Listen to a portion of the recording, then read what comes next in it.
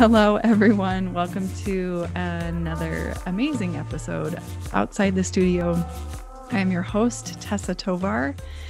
I am going to introduce you to a badass woman, Shelley Stevens, today, who is a solo mom turned life coach. I was going to say health coach, but you are in the life coaching business these days. And I'm looking at your bio. So turn to life coaching when your life went sideways, which I'd like to dig into if that's okay with you. And you talk about how that experience of, and I don't know, maybe like your life going sideways was the rewarding piece of that was life coaching came out of it. I bet you had like an experience being coached that inspired you to become a coach that I'd also like to, now I'm asking you a million questions. You're not going to remember any of these, but anyway, so like the purpose of the life coaching, my understanding is to work with women to make changes that maybe don't even know how to make those changes, or maybe even don't know exactly what they want. I love it that you say transformation is your superpower. That's awesome.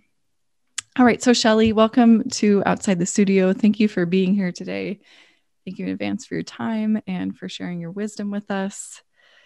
How's it going today? How's your day? It's a beautiful day. And it's, just been great. Did some work, but have had some time to myself. And I was thinking how fortunate I feel that I have this time with you all to myself. Ooh, yeah.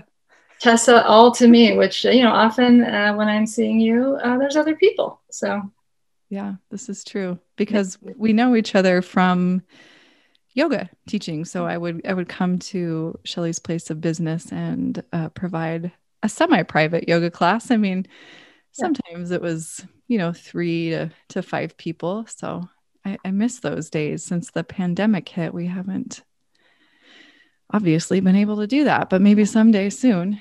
Yeah, someday. So if you don't mind, I'd like to dig into the meat of this, which, and what sparks my curiosity is, of course, your life turning sideways, and then finding life coaching. Can you tell me about that? Is that a good place to start? Yeah, that's great. Happy to. So a little over 2 years ago, I became separated from my husband and subsequently ended up divorced. And that was obviously as difficult as you can imagine. The really biggest sadness and challenge, I would say, was we have 2 children. Mm-hmm. And so having that, intact family becomes something different. Mm-hmm. And so it's great that you said that something like life coaching coming out of that is a positive, because I will say that is a huge positive, but through life coaching, I've been able to find a lot of positives coming out of divorce, which normally you would think is a pretty negative experience. And of course, there's a lot of challenging emotions that are associated with it and outcomes. But I think that it's fair to say that through the process of finding life coaching, being coached, just diving into consuming everything I could learn about it and experience it, participate in it, I really was able to shift my own thinking around what the divorce was, what it meant, how it impacted me, how it impacted my children and our family, and actually our extended family as well, because as you know, or can imagine, that when you divorce someone, you don't just divorce them, you're divorcing, their family as well. And so figuring out how to restructure those relationships in a way that works, however that looks, I think is one of the benefits of coaching, at least for me, over these past 2 years. Mm-hmm. Yeah. And I imagine it's an ongoing process, I imagine, of continuing to figure it out, because you have these kids together for life. I mean, that's not going to change.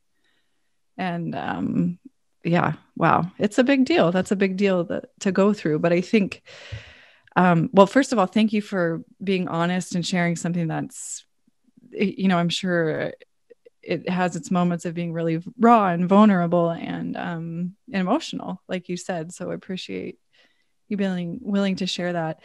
And I also think it's helpful, right, to shed light on something that feels like maybe it can be kind of a taboo subject. We don't always speak freely about this. And so when we do, it gives us permission to feel like, okay, I'm not alone in this. I'm not the only one going through contemplation of separation or maybe divorce, or even wondering, is my relationship,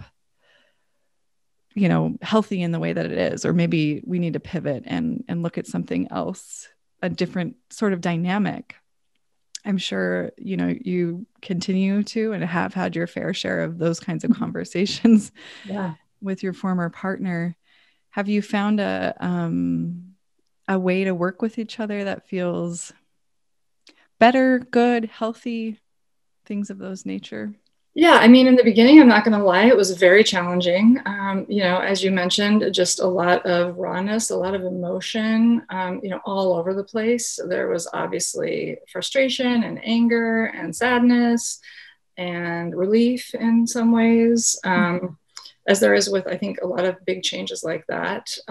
And again, once I did find life coaching, I was able to pivot, as you said, to more quickly recognizing what was happening in my own mind versus what the real circumstances were. And, the coaching that I practice is really about greater understanding how your own thoughts are creating your own reality. And I think as human beings, we tend to think that someone else's thoughts or opinions or feelings are affecting your reality. And particularly when you look at your, closest relationships, your family or your partner or your spouse, in my case, and, to think, well, did I do something wrong? Was I not a good enough wife or, partner? Or,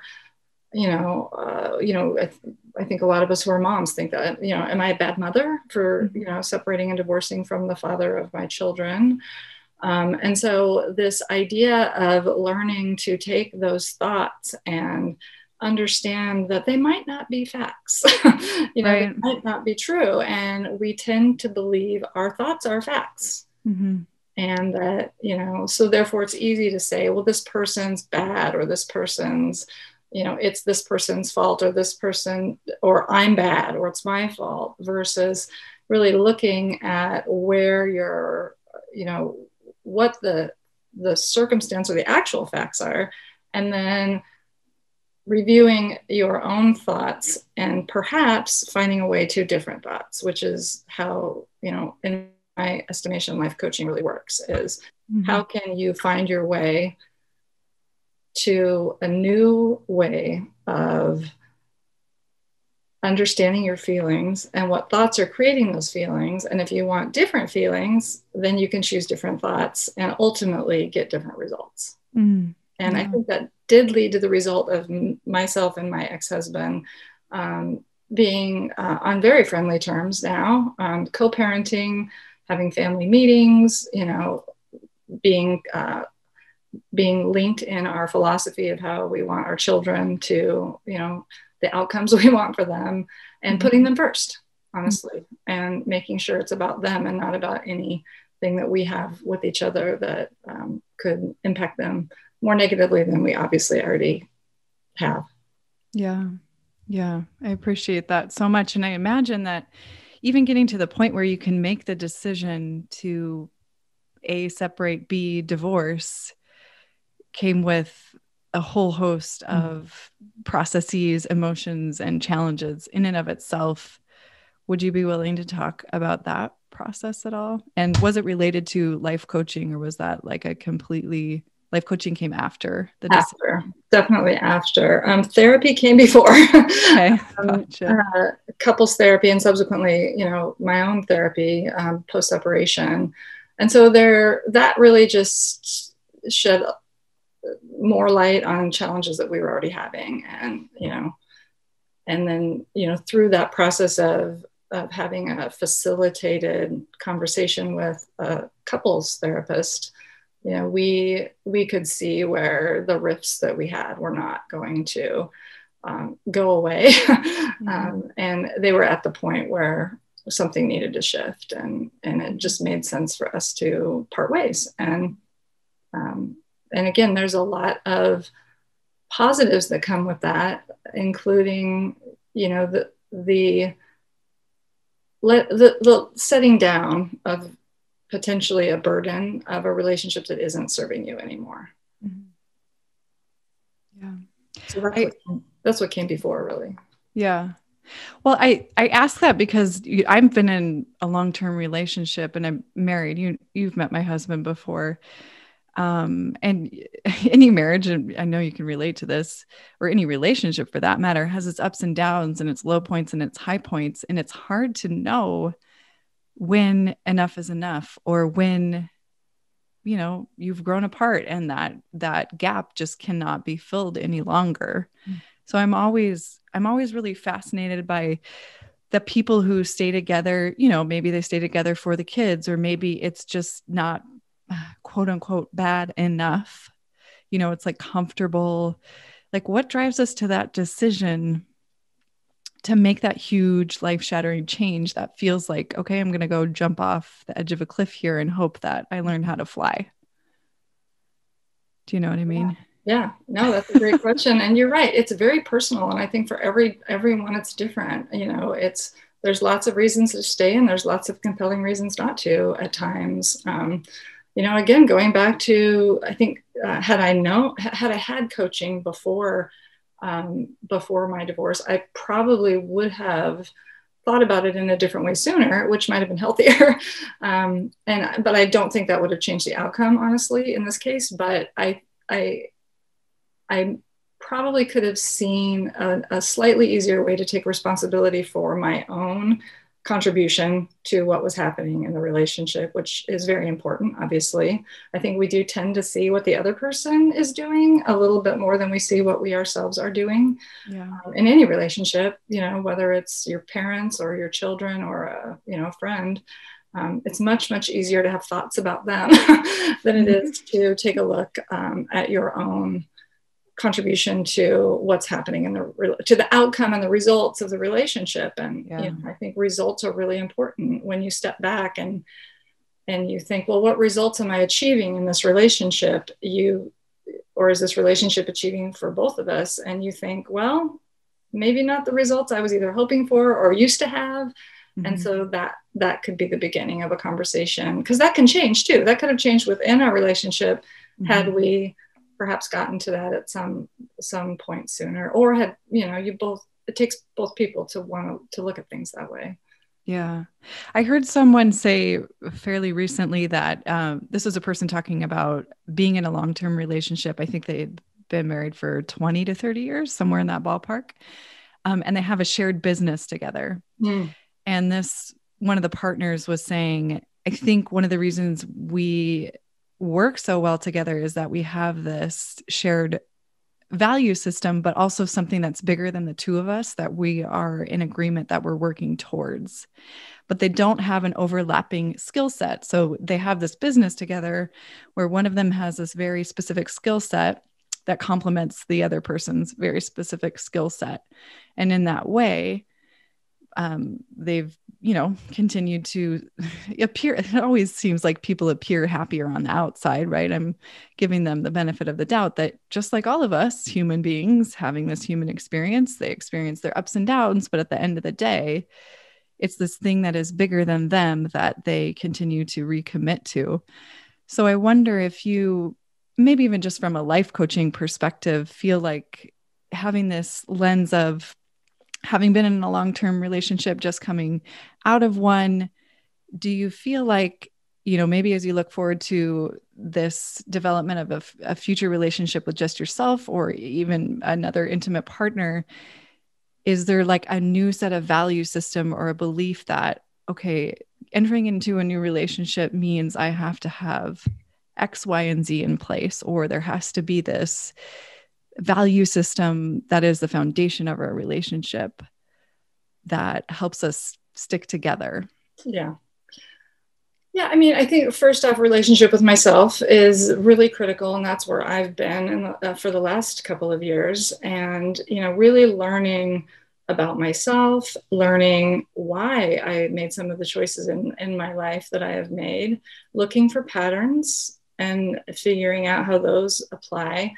And, you know, I definitely see where my own thoughts of being broken and feelings of abandonment have played out in relationships for me with a significant other. Well, and probably other ones too.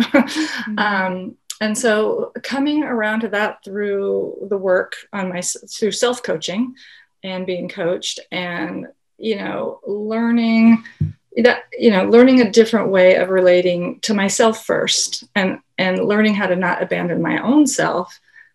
Because when you constantly abandon yourself when someone else does it, you just go, oh, well, that makes sense. I'm not worthy. And so, but that's like way below the surface, right? And so it's been a couple of years of navigation and digging, and you know, maybe sometimes not being willing to look at certain things, and then they continue to come around. And so then through this work, looking at it and really getting clear on what my relationships should look like. And again, this could be with a friend, a situation that no longer serves you. It can be with you know, how do I interact with my children? And how you know, I want to be sure that I'm bringing my best self to that, but also having boundaries, right? And the boundaries are a huge factor when it comes to relationships. And that's another area that's great for coaching, because so often, particularly women, and not to stereotype, but we have a hard time holding boundaries and creating them often in the first place, which is why we end up with a lot of the emotional labor and the work in relationships or families, because it's very difficult to say no, and or to say, if this happens again, this is going to be, you know, the result of that, or the consequence of that. And it's something we want our children to know, but often we don't model it very well. And so, you know, looking at all of that for me, for myself, is definitely, will certainly impact any relationship I ever would consider entering into the future. I have learned so much about myself in the last 2 years, probably more than in my entire life before that. And, you know, part of that's age and wisdom, and the willingness to set your ego aside to look at what is, you know, again, your contribution to something, instead of the blame game, which is, which can feel really good, you know, to blame others for things, versus really understanding they have their own challenges or pain or you know, internal work to do. And, you know, and so there's not a lot of value in the blame game, even though it, like I said, it can feel kind of good for a very short period of time. You know, you quickly realize it's not helping you. It's just, you know, at one point, I feel like I've been thinking about this idea of crossroads as we were preparing to talk today, and that, you know, the idea of being in a crossroads, and whether that's for women or people in their careers, or in the relationships, or in, you know, in their journey to health, or whatever it might be, you know, you stand at this crossroads and you have an opportunity to turn one way, another, or go straight. And, you know, I easily could have turned left to bitterness and blame, and stayed there for a really long time, with my own thoughts allowing me to just circle around that and not move for, literally, you just get stuck, right? When you allow yourself to turn into that, anything kind of like that, or to start looking at it and take a right and turn toward, like, expanding my thinking around this whole relationship, the whole situation, you know, all of the impacts, all of the results that could come from it. Yes, I could do something different with my life. Yes, I could find a new home and create that. I could make sure my children still had, you know, a family, even though it looked a little bit different than some other families, and helping them understand that that was still okay. And our love for them is not diminished at all. And so turning right for me is really what got me here. And I'm so grateful to that process and the tool that I learned in coaching to be able to identify the thoughts that create my feelings that then create any action I take and the result that I get. And so if I had thoughts that kept me feeling, it kept me in blame and kept me with feelings of anger or rage or even sadness, which is important to let yourself feel. But if I had stayed there and stayed stuck, I would be a different person than I am in my life, in all my relationships now, because instead I chose to look at those thoughts that were causing me to feel those feelings, understand those were my thoughts. They might not actually be everybody's thoughts, and they might not actually be facts, even though they felt like it. Couldn't everyone agree with me that husbands were assholes? Well, couldn't we all say that? And then you sort of stop and go, maybe not everybody does think that. Okay, well, maybe that's my thought, not a fact. And that's just an example, but but to instead understand that that's all, here in my head, in my brain, there's thought drama I'm creating around it that is causing me to be in this, drama loop that I'm, potentially could get benefit from, but most likely wouldn't. And so shifting to what feelings I would rather be having, and then working myself backward from there, which is a model I learned in my coaching training that I use with my clients, is if you want to look at a different feeling, so instead of anger, maybe I wanted to feel gratitude. And so what thought would help me, would drive me toward that feeling? And then what action would that create, and what will my results be if I chose to think about it that way? And so just looking at that as one potential solution. And there's other feelings and other thoughts, of course, associated with them. Does that make sense? Yeah, it does. And I have like a million follow-up questions to that, because I think about, my brain's going in a million different directions, but the first direction it's going is, so we have all of these thoughts, right? And I think you said this at one point, that sometimes they are unconscious. Like we don't realize that is driving our decision-making. We don't realize that is creating our reality. And oftentimes we don't even pause to fact check, is this thought true? Or is this a reality that I'm creating myself based on, I don't even know what, right? My own spinning and whirling. So my question is, when you're in that space in your head and you're having these thoughts that are feeling negative, judgment or anger, frustration, or sadness, and you don't realize it, how do you snap yourself out of it? How do you make that right turn?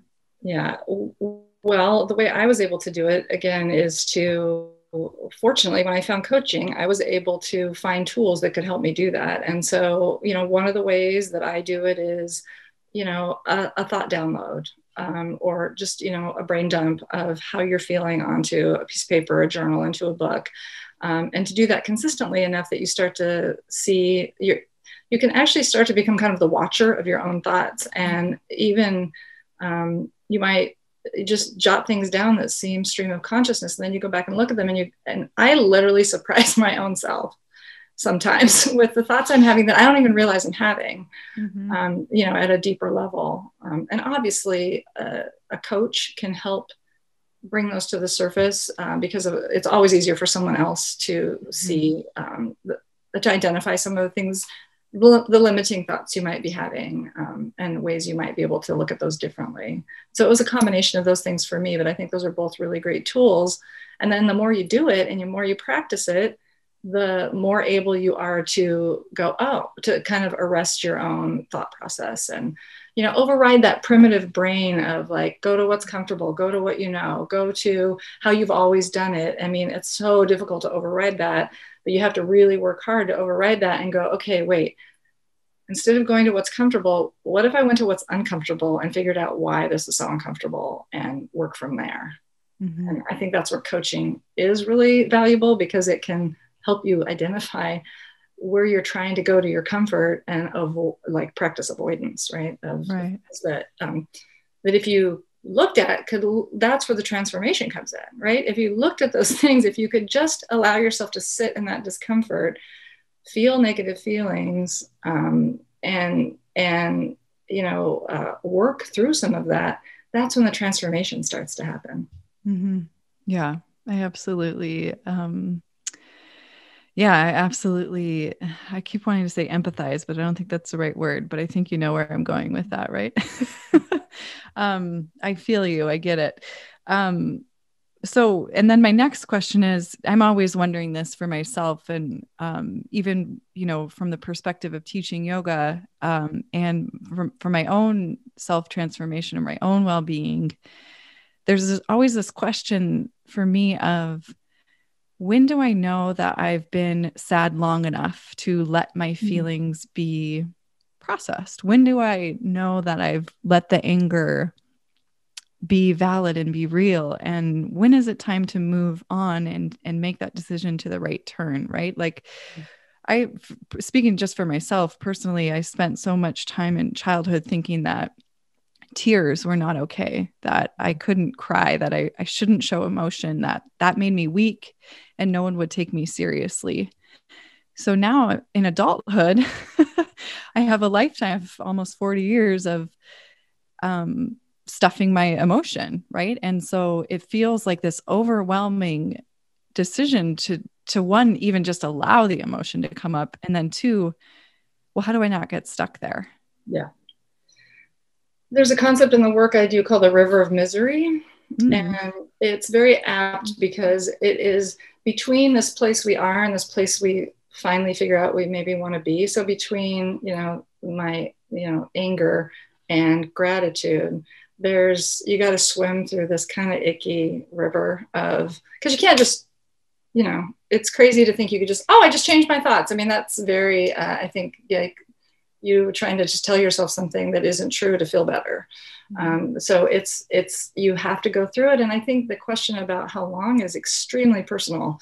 It depends on what it is and how long you've been carrying it. Because it probably feels like you're carrying a big backpack through the river of misery, and you can't just shrug it off. You have to work it off and swim away from it. So it's I don't know the exact answer to that, but I think there's a few ways you can tell if you're heading toward being ready to let go of it.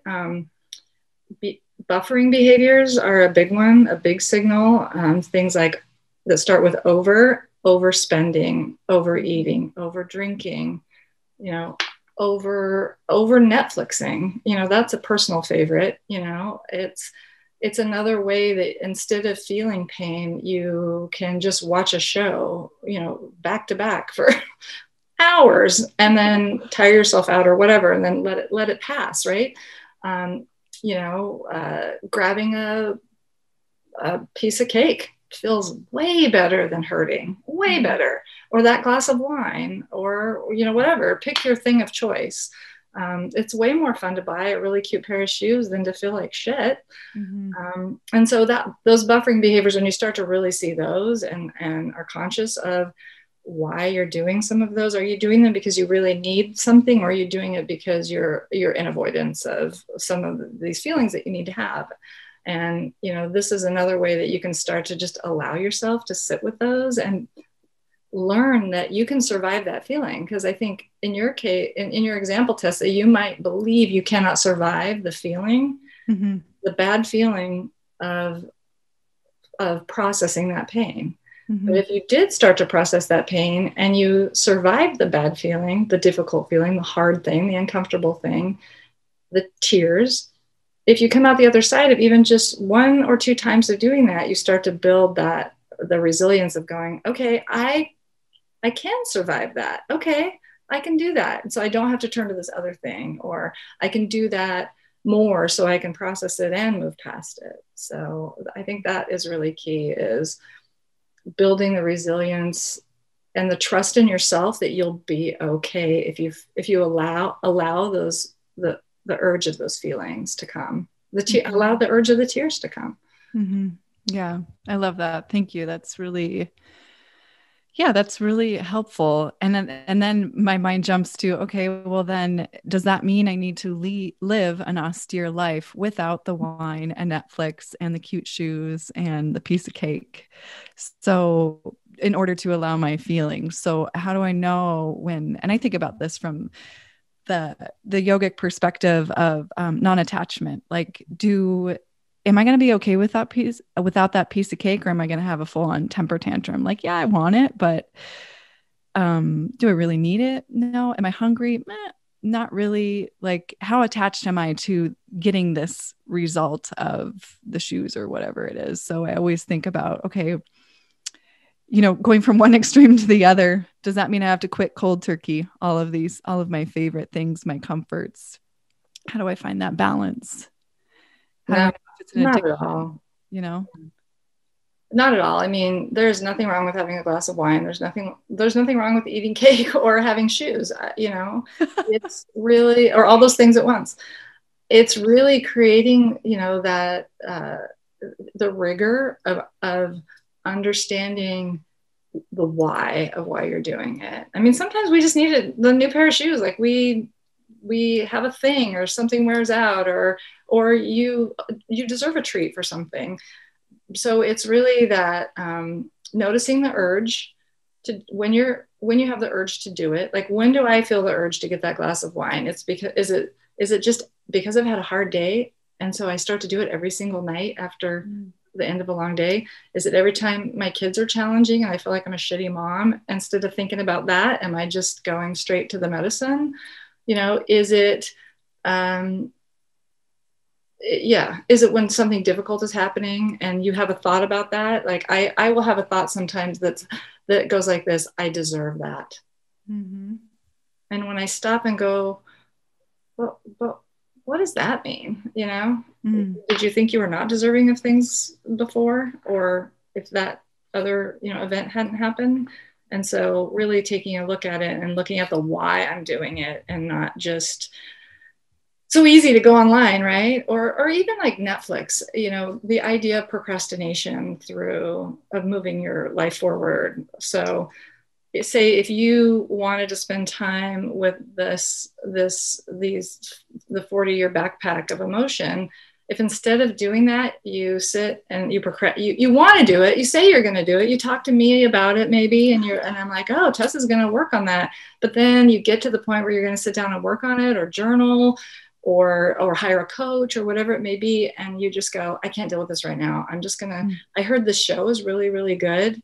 Yen told me, and so I'm gonna I think that's more important right now than this. And so, if you're noticing that you're procrastinating things, which sometimes I say is my drug of choice, procrastination, then that's worth looking at. Like, what is it about that thing that causes you to think there's a closet that needs cleaning out, or another thing that you absolutely have to do before you can get to this? That's, I think, definitely a flag. Mm-hmm. Yeah, that's a great point. It's really helpful to be reminded of that. And then the follow-up is there's just layer upon layer to this. Yeah. Between stimulus and response, you have to be able to pause and ask yourself that question without immediately or unconsciously pulling the trigger, right? Mm-hmm. So and I think one of my favorite examples of this is in relationship with your significant other, your best friend, whoever it is. When you get triggered in that situation, ideally our wise self steps in and says, pause before you respond reactively, take a deep breath, and think about what you're going to say. Yeah. Think about the why. Like, what's irking, what's pulling that thread of trigger right now. So we're not always in our wise space. How do we practice that? I love how have you heard Tara Brach talk about the sacred pause? No. I mean, it's just basically that, like the idea of, okay, I'm being triggered right now. I have this stimulus, and there's going to be a response. Historically, I know, like, my partner says this to me and I just scream, or I just lose it, or a fight ensues. How do we create that sacred pause, that space in between where we can take a deep breath, walk away, where we can not pull the trigger on buying those pair of shoes so that we can sit with the emotion. How do we build that into our practice? Like anything, it's practicing it.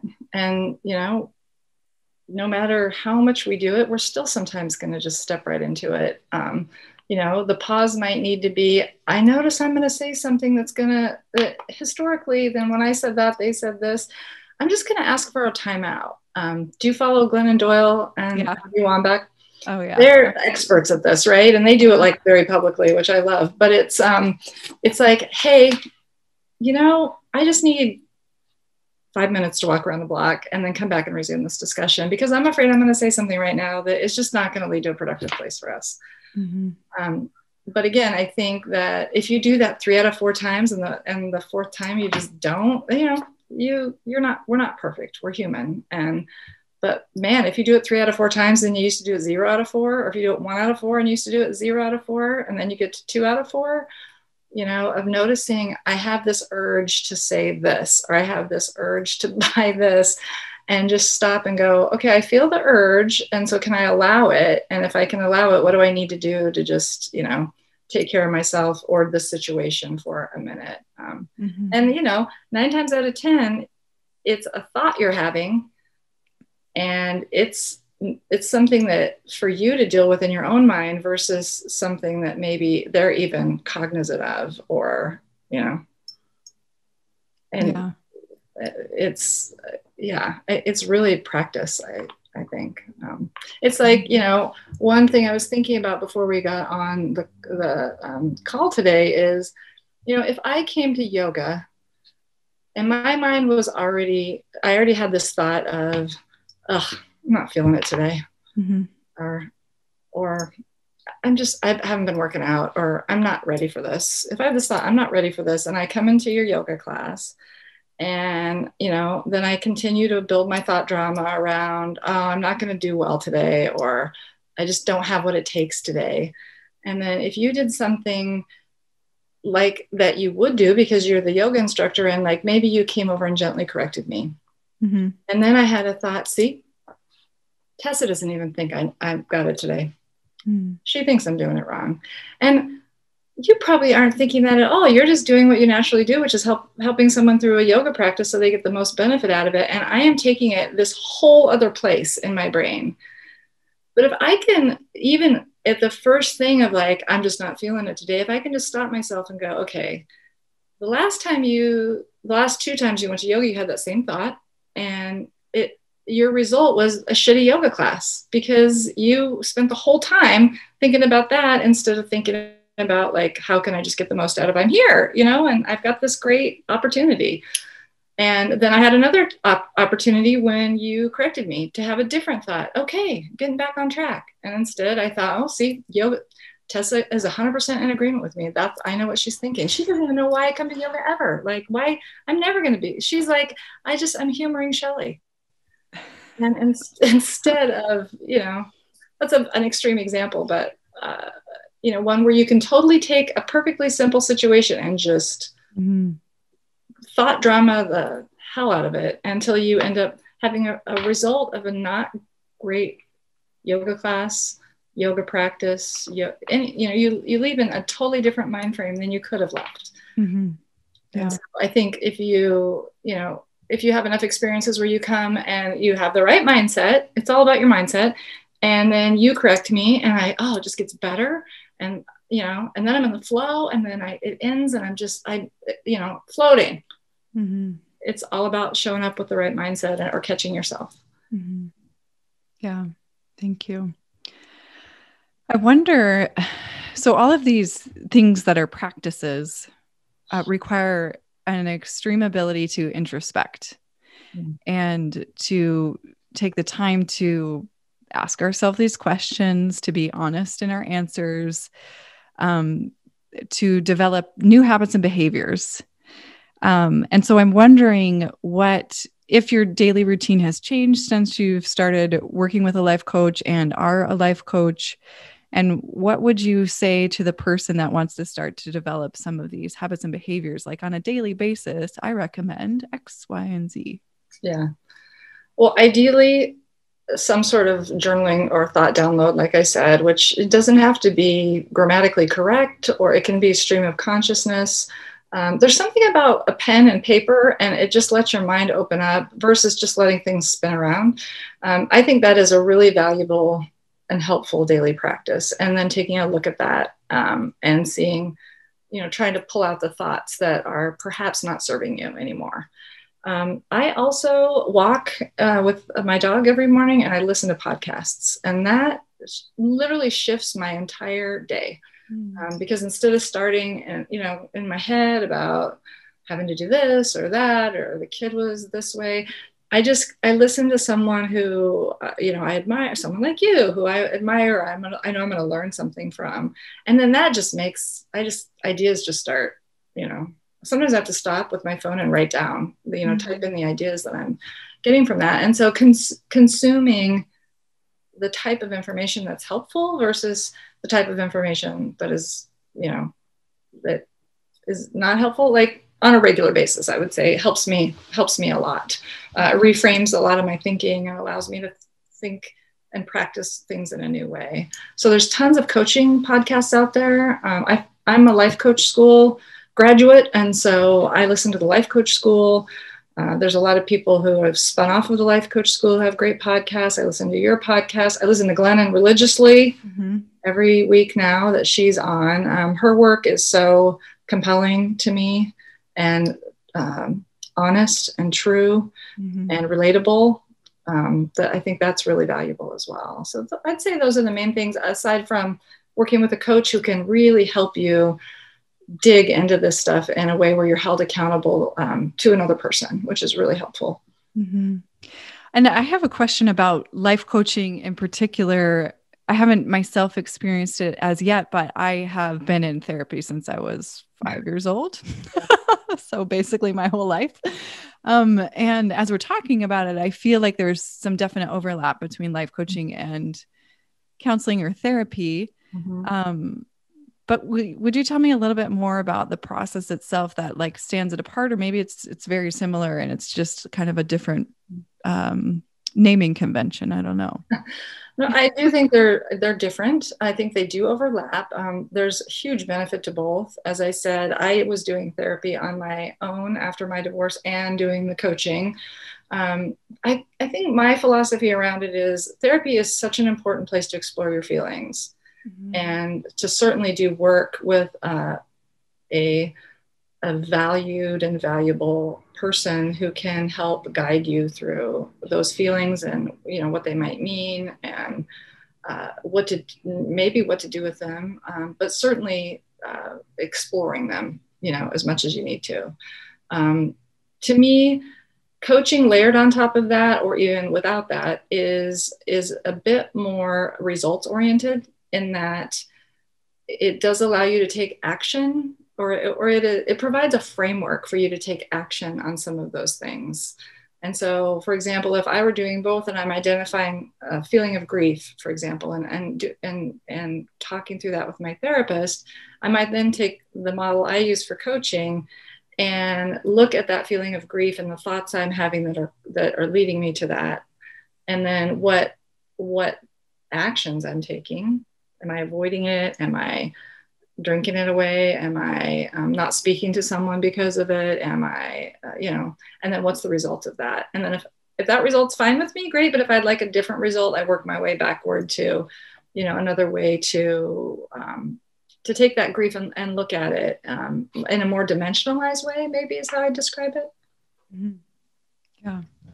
Yeah, that makes sense. That there's a definite more actionable outcome. And also seems like there might be some measurable outcome too. Like, for example, you sit down with a coach and you have a specific goal in mind that you want to reach. And then it is a measurable outcome, right? Like I want to, your specialty is working with women, right? To make a transformation in their life or to achieve again, some desirable outcome. So do you approach that in any specific way?